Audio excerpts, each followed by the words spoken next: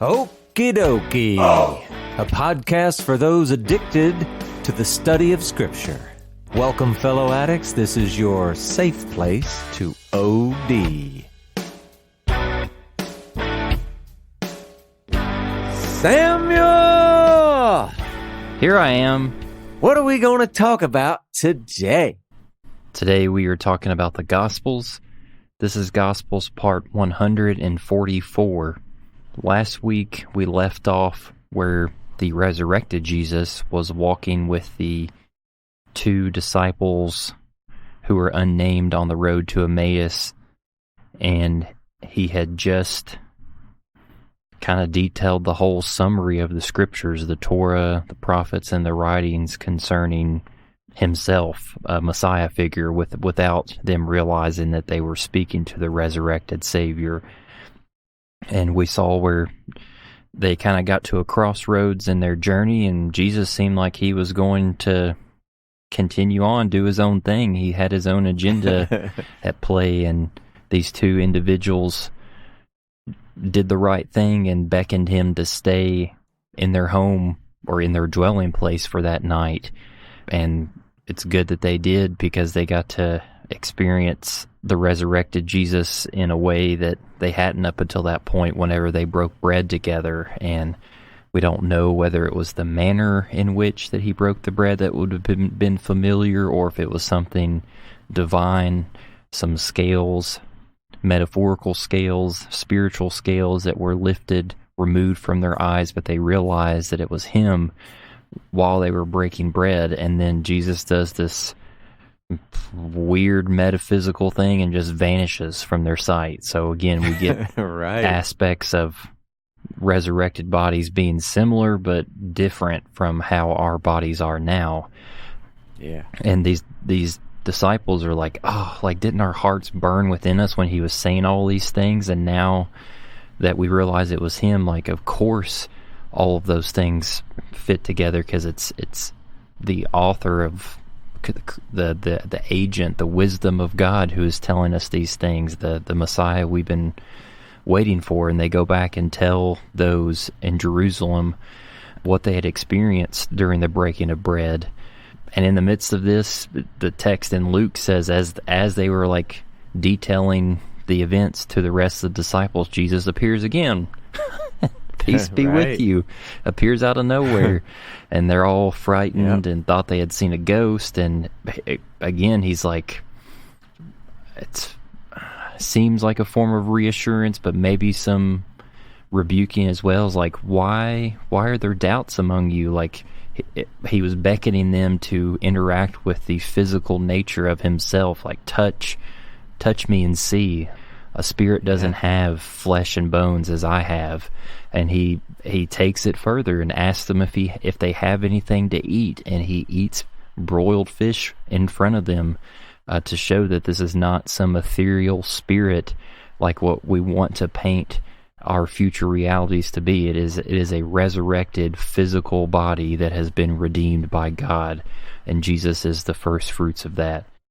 And he ends last week's talk by breathing the Spirit onto the disciples, and it's a callback to Genesis in God breathing life into the human being. Yeah. A couple of things in there, Samuel. I feel like you're really not giving Cleopas his due. You keep saying they're unnamed, and he has a name, man. That's you're right. Sorry, Cleopas. Yeah. So, this whole story, I mean, I don't know, feels kind of fast paced. There's a lot of stuff going on, a lot of moving parts, but we're not done. The one thing to remember, we kept all along in these most recent bits, we kept talking about all of the apostles or the 11 that remained or whatever. So now we're going to pick up in John chapter 20, looking at verses 24 through 29. And we're gonna find out a little bit more about Thomas. It says this: Now Thomas, one of the 12, called the twin, was not with them when Jesus came. So the other disciples told him, "We have seen the Lord." But he said to them, unless I see in his hands the mark of the nails, and place my finger into the mark of the nails, and place my hand into his side, I will never believe. 8 days later, his disciples were inside again, and Thomas was with them. Although the doors were locked, Jesus came and stood among them and said, "Peace be with you." Then he said to Thomas, "Put your finger here and see my hands, and put out your hand and place it in my side. Do not disbelieve, but believe." Thomas answered him, "My Lord and my God." Jesus said to him, "Have you believed because you have seen me? Blessed are those who have not seen and yet have believed." So now, here's where we get the detail. Now we find out that one of the 11 wasn't even there for all of this. It was Thomas, the one they called the twin. Do you remember why he was called the twin, Samuel, or at least some of the theories behind that? Not off the top of my head, no. It's so funny. They think, it's just one possibility, but it's a very interesting one. They think that he may have actually physically looked in appearance a lot like Jesus, and they called him the twin. Again, we weren't there. We don't know. But that is an interesting story to come from that little nickname. But anyway, we are never told why he wasn't there the first time. They all tell him the story, everything that's happened. But he's unmoved. Unless I can see and touch him, I will not believe. Now, Samuel, is skepticism a bad thing? Not at all. Can it be? No doubt. Yeah, just like anything else, it can be taken too far. But it's a really, really good tool in your belt on your quest for truth. Now, depending on how you see this, you might even think that Jesus ultimately rewards Thomas's skepticism by showing up again. Now, again, we're kind of reading into it a little bit, but that's not completely out of the realm of possibility. So, anyway, it happens, and it tells us that it's 8 days later. So there's that weird question. So in like Jewish timekeeping, was this still Sunday? So then that's like the following Monday, more than a week away. Was it nighttime and therefore it was already Monday? So they'd have to call it Tuesday or, whatever.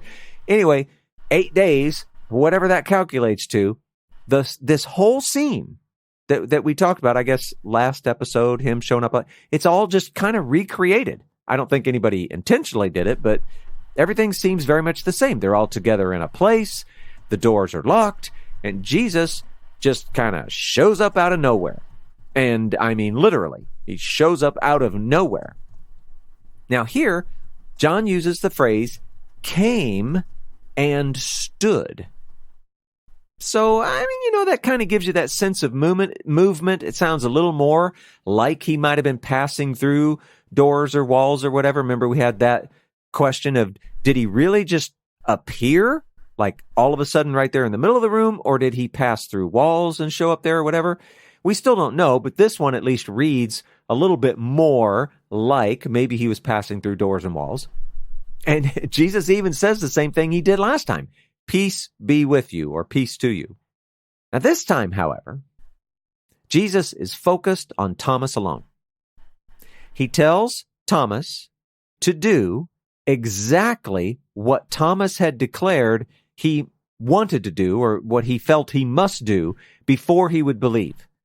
See his hands, see the marks, put his finger in the marks, put his hand in his side.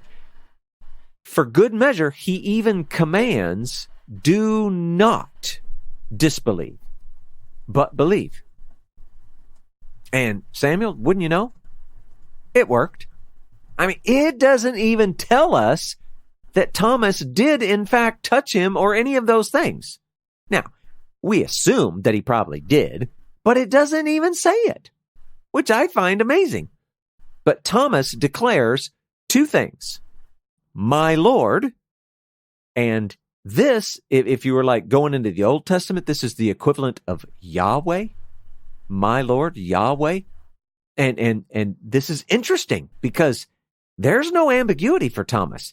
This Jesus, who was a human walking around on the earth and now is back after resurrection, according to Thomas, Jesus is, in fact, God himself. Now, that's not discounting the idea of Father, Son, Spirit, whatever, but it's the equivalent of Yahweh, my Lord. And the second thing he calls him, declares, is my God. And this is the equivalent of, well, the word that we might have heard is Elohim. And that is maybe to say he is the Elohim among all Elohim, because Elohim is kind of like a, like if somebody came and visited our creation, you might say creature, and people are creatures, animals are creatures, different things. Well, Elohim is kind of like that in the spiritual realm. It's a big category of things, and God is the supreme Elohim, the Elohim above all Elohim, that kind of thing. So Thomas calls him the equivalent of Yahweh and the equivalent of the Elohim. So Jesus is also the incomparable God of all. And what's kind of cool about that is in Thomas's statement right there, he is actually declaring, John, the writer of this gospel, he's declaring his overarching theme or point of this entire gospel, that Jesus is in fact God. And one last little bit, as if Jesus is speaking for all of the generations to come, which would include us, of course, he makes, I think it's an awesome statement. You, Thomas, believe because you have seen. Side note, Thomas may have been from Missouri. I shall believe it when I see it. Now, Thomas believes because he has seen, but there were going to be many back in that day and on into the future, including all of us. There would be many who would believe without seeing. And then Jesus says that these believers are particularly blessed. They are happy. They are fortunate. What he's basically saying is another Ashrei statement, just like the ones in the Sermon on the Mount. Blessed are the poor in spirit. Blessed are the, right? So it's all the same thing. These believers are blessed. Same kind of thing. So, cool little section of scripture. Got anything in there, Samuel? Can you give me the spark notes to your Missouri joke? Because I totally missed it. Well, do you know that, all the states have nicknames? Mm-hmm. Do you know what Missouri's nickname is? Show me state. Yes, it's the Show Me State. Thomas wouldn't believe unless he'd seen it. Yeah. Right? Yeah. He was kind of like the original Pixar It Didn't Happen guy. Except they didn't have pics. Yeah. Yeah. So Thomas may have been from Missouri. Yeah. Anything else? Yeah.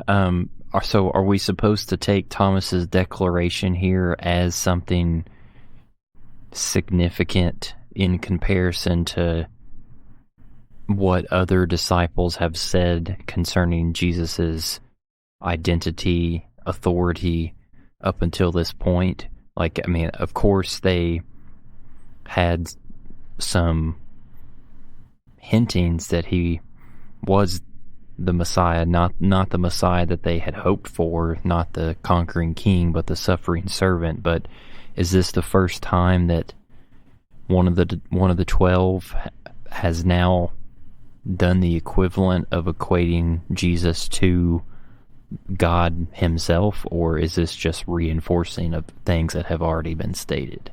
No, it's not the first time, and it's okay. On one hand, what he's declaring is by all means significant. We know that. It's a big deal.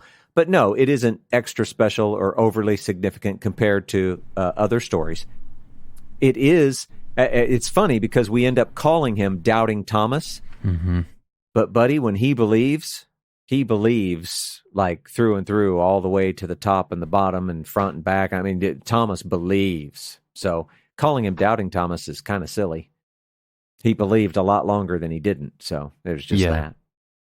I just think it's important to take the time that we have for his statement, because I think because of that trope that people give him of Doubting Thomas, they undermine the importance of what he said. Is like, oh, well, of course he says that because he finally gets to see Jesus. But I think it's deeper than that. It's richer than that for him and for us as readers.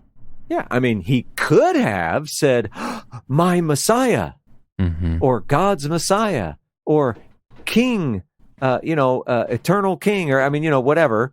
And he could have said all kinds of things, but wow. Yeah. Yahweh, the Elohim. It's pretty significant. Yeah. Anything else? That's it. Oh, well, we're kind of finishing up. Well, I'll talk about it when we get there, but we're kind of at the end of something of sorts. We'll see. We're gonna read John chapter 20. These are the last two verses 30 and 31. Now, Jesus did many other signs in the presence of the disciples, which are not written in this book. But these are written so that you may believe that Jesus Christ is the Christ, the Son of God, and that by believing you may have life in his name. Okay. Now, just to say this out loud, John has now departed from the narrative and he's adding his own commentary.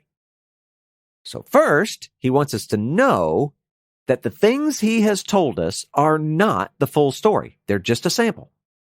Jesus did many other things we'll never even know about. But John has included these sample stories so that we may believe, even though we don't get to see for ourselves. Now, I just kind of wanted to throw this in. There are a couple notable encounters between Jesus and, let's just say, humans that are in our Bibles, but they're not in these Gospels. And I'm just two of them right with each other. 1 Corinthians chapter 15, verses 6 and 7. What we find out is that at some point, more than 500 believers were gathered together in a place, and Jesus appeared to them all. I'm sure not individually, but appeared, and they all got to see him. They all witnessed it. Now, we don't know anything more about that. But all I can think whenever I'm reading it, and because we're at this part in the story, I'm going, well, yeah, I mean, it's Passover week and all this stuff had happened, and maybe people are gathering around. I mean, if you were ever going to have 500 of Jesus's followers all in a place, maybe in the rest of that Passover week would have been a good time. So maybe that's when it happened. But even that, we have no idea. We know that it was sometime in a 40-day span, but that's about all we got. Also, at some point, he appeared to his brother James. Now, tradition, this isn't scripture, tradition says that Jesus' crucifixion and, from James's perspective, his supposed resurrection really got to him. And apparently, James declared a fast, and he was going to fast until he actually got to see the resurrected Jesus in the flesh. God's promised Messiah. Okay? Now, the thing is, apparently, it worked because James did get to see him. So, again, that's tradition. We don't know if that really happened. It's believable, but, that's all we got. Another interesting thing about this text, it says that these things have been written so that you may believe. Samuel, I'm going to give you a crack at it. What is it that we are to believe? That who Jesus says he is true. Yeah. In fact, it says it right in the text that Jesus is the Christ. He's the Son of God. And that by believing, you might have life. So Jesus is, in fact, God's promised Messiah, God's promised anointed one, God's promised king that would rule over the kingdom, over all the earth. And he's not just any king, like any of the previous kings of Israel or any potential future kings they might imagine or hope for. He is the king. He is the Son of God. Do you remember that kings were sometimes idiomatically called a son of God, right? So he's the Son of God. And more than that, also by believing that we might have life. And that's not to say that we get to continue to be alive, certainly not in this life, this age. It's talking about eternal life, a life that has the quantity of forever and the quality of being in his presence, basking in his presence. And how is it that we have that? It is in his name. And that is to say, by the merit that he has accrued with the Father, and by the grace that the Father gives, which is apportioning Jesus's superabundant, overflowing merit to us where we fall short. So, this is like a big, if the Bible had sound effects right at the end of verse 31, it would go, ta-da! This is a big deal. And many believe that this is actually the original end of John's gospel. Now, we're going to see that there are a few stories that follow. There's a chapter 21, but the wording here really doesn't feel, the wording here really does feel like a conclusion. The additional stories are followed by a similar kind of ending. Something about the world couldn't contain all the books or whatever. You'll see when we get there. Now, maybe those stories were added by John, or maybe they were added by someone else. Maybe the sequence just got a little mixed up, or right? Who knows? We're guessing, but it really feels like an ending, and then all of a sudden there's more. So we're going to cover the remaining stories next and get whatever value we can out of those. But here ends, like the first ending of John's gospel. What you got, Samuel? Sounds like John's taking a page out of Tolkien's book with the multiple endings present at the end of Return of the King. Right. The only thing I really have is just a question of clarification. When John, the writer, is saying this commentary, all these other signs that are not written in this book, it's not supposed to mean post-resurrection. It's meant in the totality of Jesus's life and ministry, right? Yeah. It's possible that it included however many days were left, 30-ish days, but it certainly was meant to include everything that preceded that as well. That's what I figured. Just wanted to double check. All right. Well, we're going on, and we're going to continue in John chapter 21. We're going to look at verses 1 through 3. After this, Jesus revealed himself again to the disciples by the Sea of Tiberias, and he revealed himself in this way. Simon Peter, Thomas, called the twin, Nathanael of Cana in Galilee, the sons of Zebedee, and 2 others of his disciples were together. Simon Peter said to them, "I'm going fishing." And they said to him, "We'll go with you." They went out, got into the boat, but that night they caught nothing. So, if you were reading along, and if you thought that John might actually be ending, well, that just shows what you know. It just mostly ended. And we have a couple more stories now. The disciples are all together somewhere back in Galilee, near the sea. The Sea of Tiberias is the Sea of Galilee. It's the same. And it wasn't actually all of the disciples or apostles, it was Peter, Thomas, Nathanael, James, and John, and then 2 others that don't even get their names mentioned. Ouch! They didn't even rate, right? Maybe it was Cleophas, since I haven't been naming him. Yeah. Now we can understand. A lot of people through history have looked at this, and I don't know why, but a lot of people are really convinced that the 2 must be Andrew and Philip. And, they give various reasons for, why they might think it or whatever.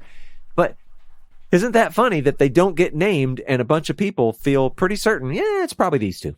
But we don't know.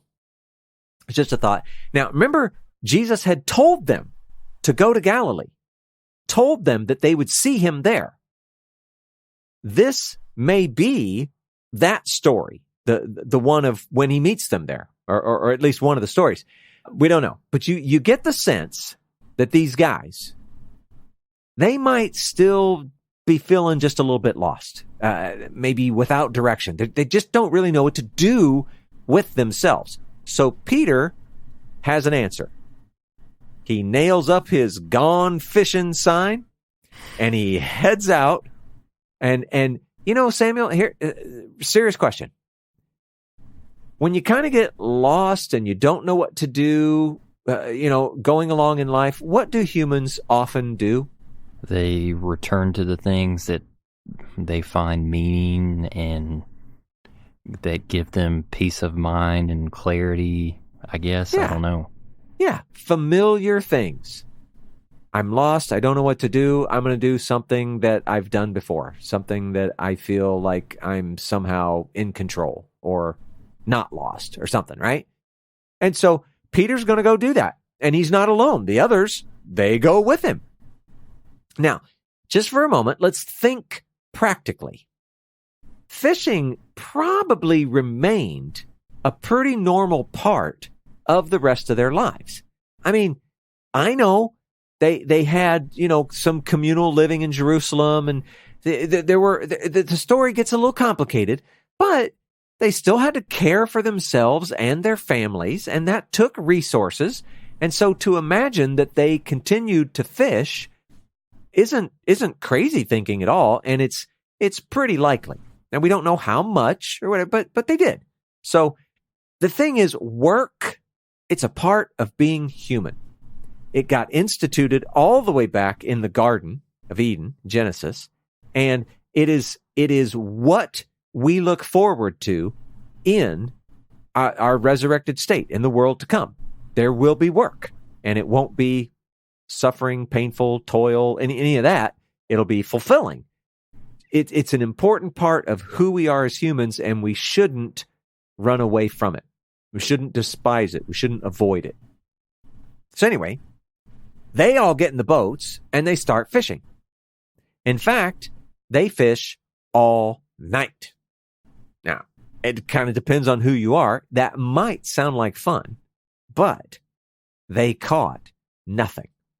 And so if they weren't already feeling a little bit disappointed, going a full night of fishing and getting nothing, I bet you they were feeling pretty disappointed by then. So, anything before we go on, Samuel? Are we supposed to infer that they started fishing before nightfall? I don't know. I mean, it was ordinary to fish at night. That was all very common. So they may have gone out while it was, what do we call that, dusk in the evening? Can we do that? They may have gone out at a time like that, but I don't know. Why do you ask? Is there something you're seeing or thinking? No, I'm just curious if, just based on the geography, if it would have been less burdensome to escape the heat, so to speak, by not starting to fish until after the sun had set. But, right. I mean, we were a couple months before, when you and I were in Israel, we were a couple months removed from the Passover portion of the year, and it was only increasing in terms of heat. We had just we were there during the tail end of their winter, so to speak, and they were getting ready to ramp up the heat. So it just makes me think like maybe it was intentional why the text says that but that night they caught nothing because they were trying to protect themselves from the sun. Oh, yeah. Yeah, I'm sure they either went out when it was already dark or just before dark. That would have been the norm. They wouldn't have gone out in the middle of the day. Part of it, it's kind of funny. I don't know if it's true. Some of the people I read, they actually think that part of the reason they never fished in the day back then is because the fish could actually see the nets, and they would avoid them, and at night they couldn't. So yeah, maybe that makes sense. I don't know.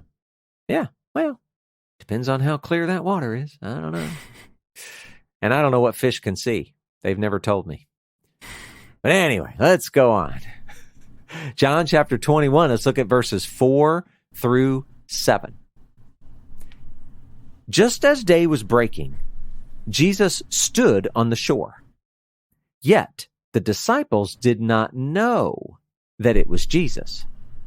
Jesus said to them, "Children, do you have any fish?" They answered him, "No." He said to them, "Cast the net on the right side of the boat, and you will find some." So they cast it, and now they were not able to haul it in because of the quantity of fish. That disciple, whom Jesus loved, therefore said to Peter, "It is the Lord." When Simon Peter heard that it was the Lord, he put on his outer garment, for he was stripped for work, and threw himself into the sea. All right, so they're sitting around. They don't know what to do with themselves. They decide to go fishing, and let's just say that it's pretty much getting dark. They're out all night fishing, and just as it's starting to get light out, day's just beginning to break, they're headed back, and they see some guy standing on the shore. Now, we know it's Jesus, but they don't. So it's some stranger. And he calls them children, which, that may sound a little strange to us. It probably sounded a little strange to them too. But it's a really interesting word choice. It's usually used of like one of your own offspring. And so that makes you think of, well, okay, but Jesus was their master, the master-disciple thing. And a master becomes like a father. In fact, he replaces the actual real blood father in many ways. And it isn't just used for your own offspring. It's very specifically a term of endearment. And so here's this stranger treating them as if they're his own offspring and a very endearing term. So kind of weird. And it had to sound at least a little strange to the disciples since they don't yet know that it's him. And he asks if they have any fish. But wouldn't you know, there's a strange word that's used here too. It's not the common or obvious word for fish. The word, it's more like something maybe a little more generic, like food or solid food, something like that. Now, okay, I get it. In the context, it's probably just obvious what he's asking these returning fishermen. Hey, did you catch any fish? But why that word? And it made me think, Samuel, it kind of harkens back to when Jesus ate food to prove he wasn't a ghost or spirit or an angel. He ate solid food. Now, they may or may not have cared about the word choices or noticed the word choices or whatever, but it is something for us to see, right? He's asking about solid food. They quickly answer, and this is good. It's like, nope, no fish, didn't catch any fish. So Jesus tells them to cast on the right side of the boat, which makes me ask the question, Samuel, had they been casting on the wrong side of the boat all night? I mean, they weren't doing something right because they didn't catch anything. Yeah, of course I'm being silly, but yeah, in a way it was kind of like the wrong side of the boat because they didn't catch anything. Obviously, Jesus meant the opposite of left, the right side of the boat, the other side of the boat, whatever. Well, here's what's amazing, though. They did what this stranger asked, no pushback at all. And when they did, they caught more fish than they could even bring in. And Samuel, does that sound kind of familiar?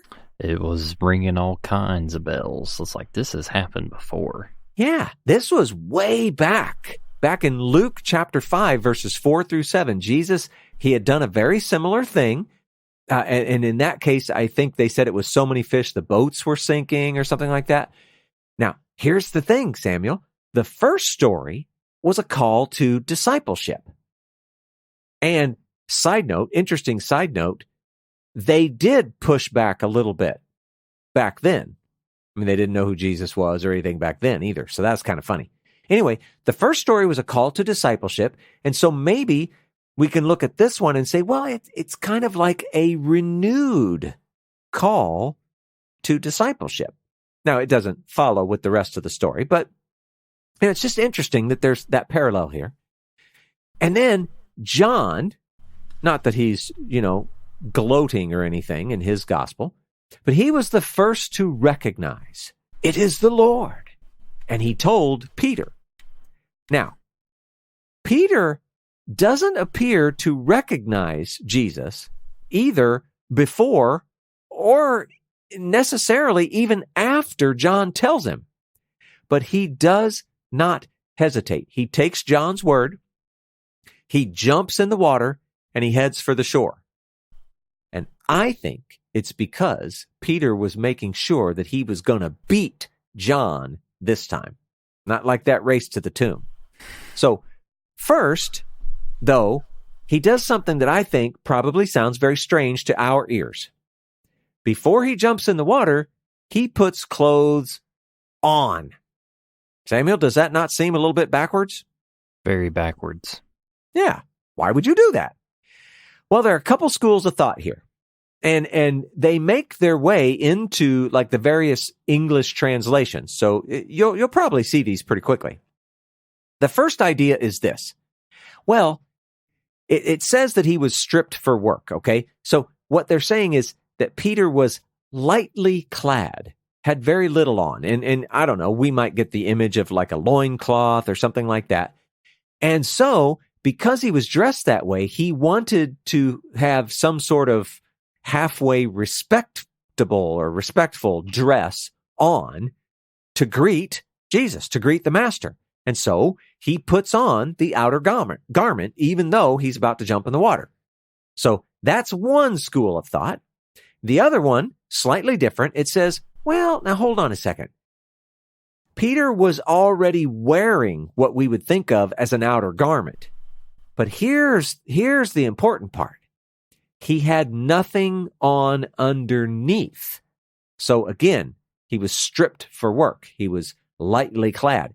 He had nothing on underneath. So removing it wasn't an option. Naked, like all out nakedness, that was not a thing in Jewish culture. You didn't do that. So he only had an outer garment, nothing underneath, so he couldn't remove it. Therefore, he tied it up or girded it so that he could more easily swim. So that's the second view. Now, you can take your pick for what it's worth. It's just important to note it was super, super highly unlikely that he was out there fishing in his birthday suit. That's not the image that you should have. One way or another, lightly clad, and he's heading out to see the master. So, anything about that, Samuel? Yeah, I guess my mind is thinking of, man, at the beginning, if we're just thinking about Jesus's interaction with his disciples, the first interactions that we see involve a miracle, so to speak, with fishing, and then one of his last interactions involves the same thing.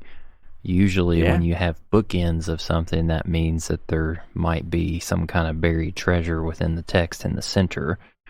Right. It feels kind of chiastic to me, but I have no idea how I could tie things together to find the center. But I'm just saying that it may be there, and if someone has the tools that I don't, you should try to go find it. Yeah. Well, I'm going with where were they? The Transfiguration. Mm. I'm gonna call that the center. Yeah. That is a complete and total guess right off the top of my head. So yeah, I don't know. It's you're right though. It does have that feeling of bookends, so it's good. Anything else? Not currently. All right. Yeah, it seems like we're just storytelling, so we'll keep going. John chapter 21, verses 8 through 11. The other disciples came in the boat, dragging the net full of fish, for they were not far from the land, but about 100 yards off. When they got out on land, they saw a charcoal fire in place, with fish laid out on it, and bread. Jesus said to them, "Bring some of the fish that you have just caught." So Simon Peter went aboard and hauled the net ashore, full of large fish, 153 of them. And although there were so many, the net was not torn. All right, so the other disciples follow along in the boat. And it seems important that we talk about this. Sam, you remember we talked about this before when they were fishing. There very likely would have been 2 boats. That's how they fished. They had to do the nets around the outside and the ones that they, grab the fish with, all the stuff, whatever. Likely 2 boats. Although when you read this, it keeps saying boat, singular. So it's kind of weird. But what's interesting is that the other boats that it talks about, it's like the normal word for boat. This word here is specifically talking about a small boat. And so it makes it feel like it's separate or distinct or somehow in contrast to the earlier boat that was mentioned. So maybe we can see in that, yeah, he's really talking about 2 boats. It just didn't come out that way. But we don't know it. It keeps reading as if it's singular, so we can go with that too. Either way works. Now, because they couldn't bring the fish in, they're just kind of dragging the net along with them. Now, there's good news because they're only about 100 yards out, so they didn't have to drag it very far. But basically, everyone is now on shore except for the fish. And this stranger, remember, okay, I guess John knows that it's Jesus, believes it's Jesus. Peter kind of trusts him. But do they all know now or not? I mean, have they all started to get it, or is John telling them, or what? We don't know. So maybe it's a stranger, maybe it's Jesus, but he's already got a little fire going, and he's cooking fish on it, and he has bread. And I'm thinking, by what he says next, it's possible maybe he only had enough for himself. I don't know. Or maybe he had a whole bunch. We can't really tell, and it doesn't really matter because it's Jesus. He could always multiply it. So whatever. But what he does is he tells them to bring some of the fish that they just caught. And Samuel, why would he do that? What's Jesus's point? What's his purpose? Hey, bring some of those fish over. He wants to share a meal with them. Yeah, they're going to cook them up. And it's important to have that in your mind's image, because Samuel, what does it take to cook up some fish? Time, effort, it's physical skill. Yeah, I don't know how they did it back then. They definitely had to kill it, and then did they have to clean it, gut it, whatever, like we do today? Did they do that kind of stuff then? Couldn't find a lot of information about that. Is Jesus going to cook them up for them? Or is he telling them to bring it on over? I've got a fire. You can cook it yourselves. Whatever. Don't know. But it's kind of an interesting image that they're going to, share this together. Now, Peter, remember, he swam in, so he's been on shore for a little bit. Now that they've shown up and Jesus tells him to bring the fish over, well, man, he jumps into action. It's kind of funny. If you take that text super literally, it says that Peter hauled that net in himself. I think it's safe to assume that he only helped, or he certainly had help, but it reads like it's just him. And, with that many fish, 153, I'm sure everyone would have been needed to haul that thing in. It probably wasn't so bad while it was still in the water, but trying to get it up on land, that was a big deal. And then here's another question, Samuel. Did Jesus help or just watch? I mean, I don't know what to think, because it's like, if he didn't help, he's not being very, helpful. Couldn't think of another word. So he's not doing that.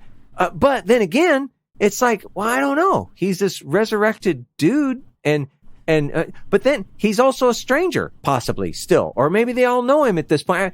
It's just weird when you're trying to play out this little scene in your mind. It's a little bit weird. But anyway, the net has 153 fish, and not just fish, large fish in it. Now, we're led to believe that this should have been plenty to tear the nets, but it didn't. John specifically tells us that it didn't. The fish and the net, apparently, were both miracles. Now, does anybody ever wonder, Samuel, do you wonder, why does it tell us 153 fish? I mean, why that number and not some other number? I mean, if you're anybody's remotely exposed to Jewish culture, they should know that they have a fascination with numbers and meaning behind it. So that should be like a red flag already. That's like, maybe there's something behind that. Yeah. But here's the thing. At least across the time since Jesus, all that, people have come up with a lot of ideas. Some of them noticeably better than others, okay? But for me, none of them really came out as like, oh man, that really sounds like the answer. So I don't have one that I can, actually endorse and say, this is what I think's going on. There are just so many ideas, and some of them are really super interesting. But I decided, you know what? I'm going to pick one that's kind of fun, and we'll talk about that one. So, Samuel, have you ever played pool? Like a pool table? Cues? Yeah, okay. And have you ever been the guy that had to rack the balls? I have. Okay, so you know what I'm talking about. So, you got that triangle thingy, and you're putting the balls in it, and each row, if you want to think of it that way, each row has one more ball than the previous row. So if you start at the top of the triangle, you've got your first row, it's just got one ball in it. You go to the second row, well, now it's got two balls in it. You go to the third row, now it's got three balls in it, right? That kind of thing. There's 5 rows in total, and so it's a total of 15 balls. 1 plus 2 plus 3 plus 4 plus 5. Okay? Why am I talking about this? Well, if you take that same idea, and there's actually a name for this, Samuel. They're called triangular numbers. I've never heard of this in my life, but here you go. They're triangular numbers, and if you just keep going, a 6th row, a 7th row, et cetera, when you get up to row 17, you will have a total of 153 balls. Now, can you think of anything more spiritual than that? See, again, there are so many ideas. Why 153 fish? This story is just one example. Somebody looked at this and said, man, you know what? That's important. 153 is a triangular number, and there's something for us in that. I have no idea what it is. I just think it's funny. But if we could come back, be just a little more serious, we can point to at least a few obvious things. Number 1, so many fish, well, that represents the abundance of the kingdom. So there's a thing. And number 2, that untorn net, well, that kind of represents this whole idea that none of his true disciples will be lost, and that there will be unity among them. They'll all be in the same net, so to speak, right? None will be lost. They'll all be together. And then the third one, in the same way we talked about that first story about them in the boat catching a bunch of fish, that was when they were actually called to be disciples. Jesus told them, I'll make you fishers of men. Remember all that? Well, if we consider this as that moment that they become fishers of men, well, then we see in that the necessity of Jesus, the necessity of God. Without him, no fish, or we could say no men. But with him, an abundance of fish or an abundance of men. So I know I told a silly story, but I brought it around to some good, serious stuff, and I like this little bit. What do you got in there, Samuel? Yeah, I got a couple things. We got to visit the Sea of Galilee during our Israel trip, and I think I can speak for you, Paul, in that whole area, the Galilee area, was one of our favorite places to spend time and get taught lessons about the land and God's relationship with it and his people. And it's just so beautiful and then to think that Jesus called that his home and used that backdrop for the majority of his teachings across his ministry. I just think it was a powerful moment to get to see the landscape in which this event happened and so much of the gospel accounts happened.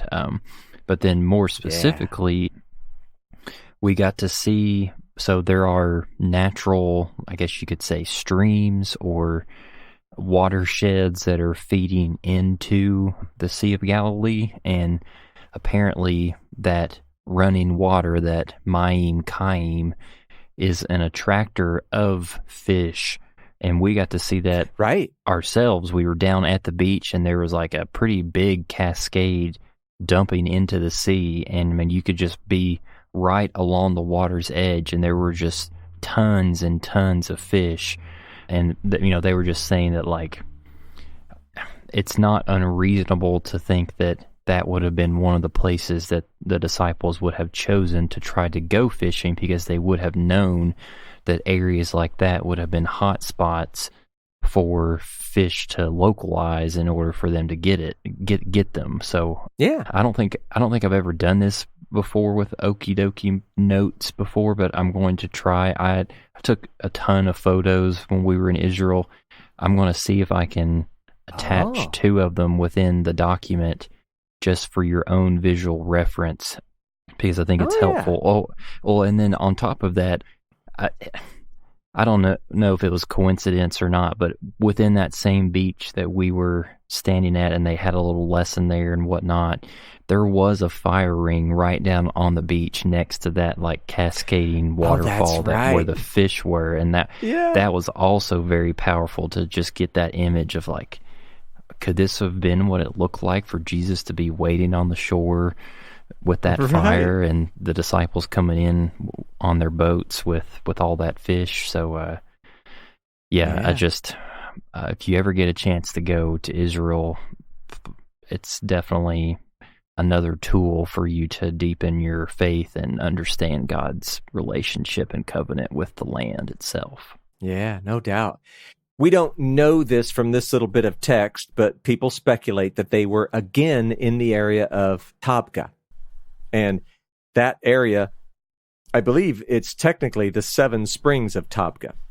And the point, it's funny that you called it a hot spot, because the point is that the water coming out of those springs is supposedly, I didn't actually get to check it myself, but supposedly the water's warmer coming out of those springs, and that's why the fish gather around it. They like the warmth of that water.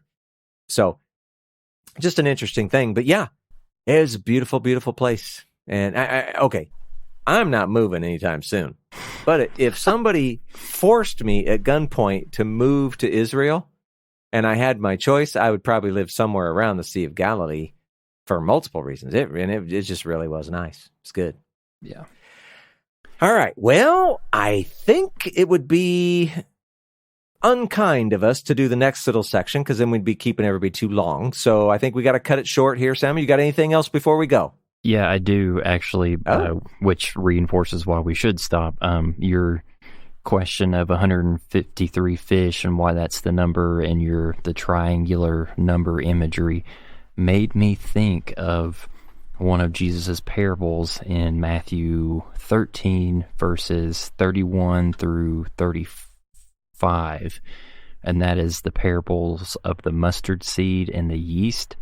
And basically that concept was like the kingdom of heaven is going to start very small, like a mustard seed planted in a field, or a little bit of yeast that's mixed into a large batch of dough, but eventually those things grow to like take over the whole entity itself. Right. And just thinking about like what maybe rabbinic discipleship looks like, if you think about that triangular pattern, you first start with one at the top, and we could say that's God, that's Messiah, that is the ideal, and then God invites, or you could put in a rabbi, a teacher who's wanting to pursue relationship with someone else. Then the next row underneath that is the original person plus one more, the person that they are coming alongside in their life. Then the next row below that are those two people in relationship together, and then bringing a third one in, and et cetera, and et cetera, and et cetera, until you get to 153. So to me, that's like, I don't know, that connects well in my mind to think about. I'm sure people get overwhelmed of those who are disciples of Christ, and then thinking about Great Commission kind of stuff, and like, oh, like how do I go and reach the world? And maybe it shouldn't feel as big as we try to make it out to be. It's like, invite one person into your life to be able to share your life with and invest in, and be able to share these things that you are learning. And then as time goes on, then they get to add someone else. And before long, you've created like a generational tree of God's wisdom being passed down from person to person. So I don't know if that has any credence, but it was a picture that came to my mind, and I thought it was kind of cool. Yeah. And as a just in case, if anybody got the idea of multi-level marketing in their mind after this little image that we're painting, please don't do that. All the money isn't pyramid scheme. Yeah. All the money isn't centered at the top. So just, it's different than that. The gospel is not a pyramid scheme. No, it's scattered. The goodness is scattered all throughout. Right. But yeah, I'm only being half serious. All right. Yeah, that's good. Those are all good things. Anything else? I believe I am plumb out. All right. Then let's get out of here. Okie dokie. Thank you for listening to the Okie Dokie Most podcast. Don't forget to subscribe so that you never miss an episode. And be sure to leave us a 5-star rating and a review to let us know how this content is impacting your life. You can find out more information about the podcast at www.okiedokimos.com. And if you'd like to get a hold of us, please send us an email at okiedokimos@gmail.com. And until next time, we pray that you will do your best to present yourself to God as one approved, a worker who has no need to be ashamed, rightly handling the word of truth. We'll talk to you again soon.